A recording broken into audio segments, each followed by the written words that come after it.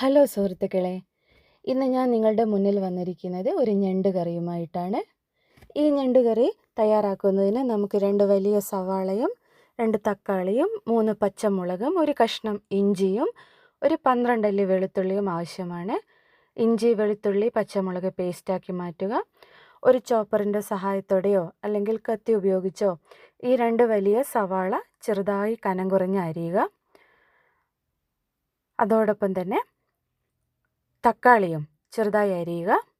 ശേഷം ഒരു പാത്രം അടുപ്പത്ത് വെച്ച് നന്നായി ചൂടാക്കുക. ചൂടാക്കിയ പാത്രത്തിലേക്ക് ഒരല്പം വെളിച്ചെണ്ണ ഒഴിക്കുക. അതിനകത്തേക്ക് ഒരു 1/2 ടീസ്പൂൺ ഉലുവയും 1/2 ടീസ്പൂൺ കടുകും ഇട്ട് ചൂടാക്കുക. കടുക് പൊട്ടി വരുമ്പോൾ ഒരു 1/4 ടീസ്പൂൺ നല്ല ജീരകം ചേർക്കുക. ഇതിനകത്തേക്ക് ഇഞ്ചി വെളുത്തുള്ളി പേസ്റ്റ് ചേർത്ത് നന്നായി ഇളക്കുക. പച്ചമണം മാറും വരെ ഇളക്കണം. ഈ സമയത്ത് തീ കുറച്ച് വയ്ക്കാവുന്നതാണ്. പച്ചമണം മാറിക്കഴിഞ്ഞ ഇഞ്ചി വെളുത്തുള്ളി പേസ്റ്റിലേക്ക് നമ്മൾ അരിഞ്ഞു വെച്ചിരിക്കുന്ന സവാള ചേർക്കുക. സവാള നന്നായി വഴറ്റുവാൻ നമുക്ക് ഉപ്പ് ചേർക്കാവുന്നതാണ്. ഉപ്പ് ചേർത്ത് നന്നായി വഴറ്റിയ സവാളയിലേക്ക് അരിഞ്ഞു വെച്ച തക്കാളിയും ചേർക്കുക. ആവശ്യത്തിന് വെള്ളം ചേർത്ത് തിളപ്പിക്കുക. ഈ മിക്സിലേക്ക് കഴുകി വൃത്തിയാക്കി വെച്ചിരിക്കുന്ന ഞണ്ട് ചേർത്ത് ഞണ്ടും ഈ മിശ്രിതവും നന്നായി ഇളക്കി യോജിപ്പിക്കുക.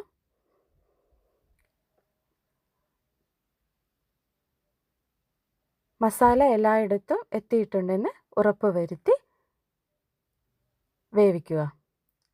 ഈ സമയത്ത് നമുക്ക് കറിവേപ്പില ചേർക്കാവുന്നതാണ്.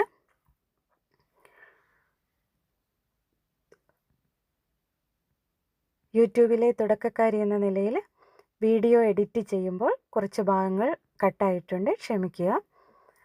ഈ മിശ്രിതത്തിലേക്ക് 1 ടീസ്പൂൺ കുരുമുളക് പൊടി ചേർക്കുക. വീണ്ടും നന്നായി ഇളക്കി യോജിപ്പിക്കുക. ശേഷം ഒരു നാരങ്ങ വലുപ്പത്തിൽ പുളിയെടുത്ത് നന്നായി വെള്ളം ഉപയോഗിച്ച് പിഴിഞ്ഞ് നമ്മുടെ ഞണ്ടിലേക്ക് പുളി ചേർക്കുക.